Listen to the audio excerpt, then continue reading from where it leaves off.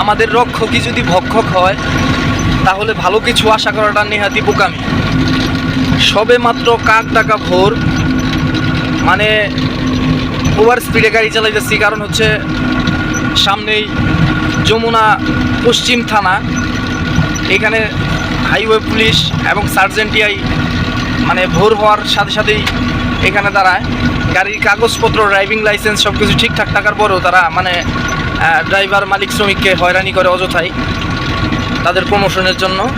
যাই হোক, একটা বিষয় আপনাদের সাথে শেয়ার করি। যেমন বগুড়ার থেকে এক টানে এই পর্যন্ত আসছি, ঠিক আছে, মানে এই পর্যন্ত আসতে আসতে ইনশাল্লাহ 3 থেকে 4 বার না হইলেও 2 বার অন্তত কোথাও না কোথাও ব্রেক করতাম, একটু রেস্ট করতাম, চা খাইতাম।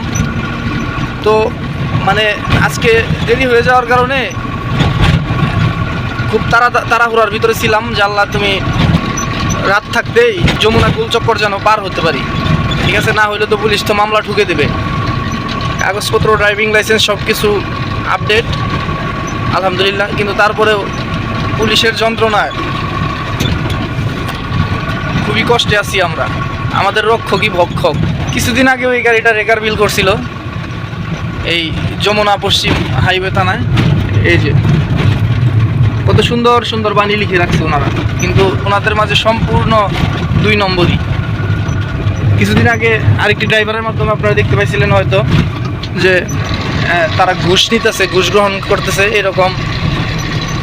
তো সরকারের কাছে দৃষ্টি আকর্ষণ করছি, এই সমস্যার সমাধান আপনারা অচিরেই করে দেন। বাংলাদেশে ট্রাক দুর্ঘটনার একটি অন্যতম কারণ হচ্ছে সার্জেন্ট টিআই হাইওয়ে পুলিশ। মামলা এবং হয়রানি থেকে বাঁচতে একটি ট্রাক ড্রাইভার চোখে ঘুম নিয়ে পেটে ক্ষুধার জ্বালা নিয়ে দিনরাত খেটে চলে অবিরাম। এই অনিদ্রা অনাহার থেকেই হয়ে যায় বড় ধরনের দুর্ঘটনা।